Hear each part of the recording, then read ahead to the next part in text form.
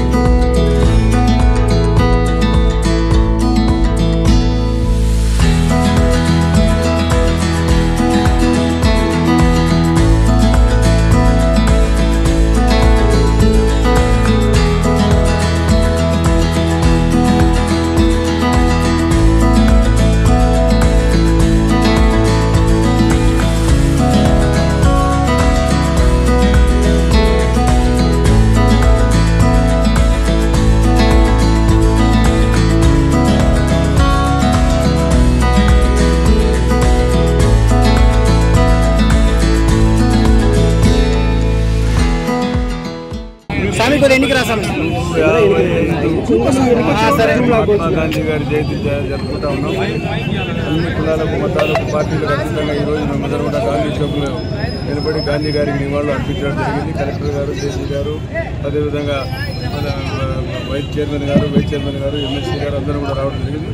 ఇక్కడ మహాత్మా గాంధీ గారికి మేమందరం కుటుంబం అని అంటాం. మనందరం కూడా ఆ రోజు దేశ స్వాతంత్రం పోరాటం వారి నాయకత్వాన్ని పోరాడి మనందరికీ స్వేచ్ఛ స్వాతంత్రం సంపాదించిన మహానుభావుడు. అటువంటి మహానుభావునికి నివాళులు అర్పించుకోవడానికి ఈరోజు అందరం కూడా సంఘటితమై ఏకంగా అందరం కూడా ఇక్కడికి రావడం జరిగిందని ముఖ్యంగా అందరికీ తెలియజేస్తా ఉన్నాం. వారికి నివాళులు అర్పించడానికి మరి పెద్ద ఎత్తున ప్రభుత్వం కూడా ఈరోజు నినాదం చేసింది, స్వచ్ఛ భారత్ వికసిత్ భారత్ నినాదం కూడా కేంద్ర ప్రభుత్వం ఇవ్వడం జరిగింది. దాన్ని ఆదర్శవంతంగా తీసుకొని మనం ముందుకు సాగవలసిన అవసరం ఉంది. ఎన్నో అభివృద్ధి సంక్షేమ కార్యక్రమాలు చేపట్టాల్సిన అవసరం ఉంది కాబట్టి కొత్త ప్రభుత్వంలో ఎన్నో అభివృద్ధి కార్యక్రమాలు సంక్షేమ కార్యక్రమం కూడా ఐడెంటిఫై చేశాం. దాన్ని కూడా త్వరితగతిన కార్యక్రమం కూడా పూర్తి చేసి నంద్యాల ప్రజలకు మేము అందజేయడం జరుగుతుంది. ముఖ్యంగా మహాత్మా గాంధీ జయంతి అలాగే లాల్ బహదూర్ శాస్త్రి గారి జయంతి సందర్భంగా మనం ఇక్కడ నంద్యాలలో గౌరవ మంత్రివర్యులు, గౌరవ కలెక్టర్ గారు, గౌరవ మున్సిపల్ చైర్మన్ గారు, మిగతా ప్రజాప్రతినిధులతో ఈ జయంతి కార్యక్రమంలో పాల్గొనడంతో ఆహ్వానించడం విషయం. ఒక్కసారిగా ఒక మహానేత గురించి మనం మననం చేసుకోవాల్సిన అవసరం ఎంతైనా ఉంది. మహాత్మా గాంధీ గారు ఒక వ్యక్తిగా వచ్చి భారతదేశంలో ఒక శక్తిగా సామాన్య జనాలందరినీ కలుపుకొని పోయి స్వాతంత్ర్యానికి ఏ విధంగా కృషి చేశారో మనందరికీ తెలుసు. ఈరోజు మనం నంద్యాల పట్టణంలో ఘన నివాళులు అర్పించుకున్నాము. అలాగే లాల్ బహదూర్ శాస్త్రి గారు ఎంతో నిరాడంబరులు, నిగర్వి స్వాతంత్ర సమరయోధులు, వారికి కూడా నివాళులు అర్పించాము. మనము ఇందులో భాగంగా గాంధీ గారు స్వచ్ఛతకు ఎంత ప్రాధాన్యత ఇచ్చారో మనందరికీ తెలుసు.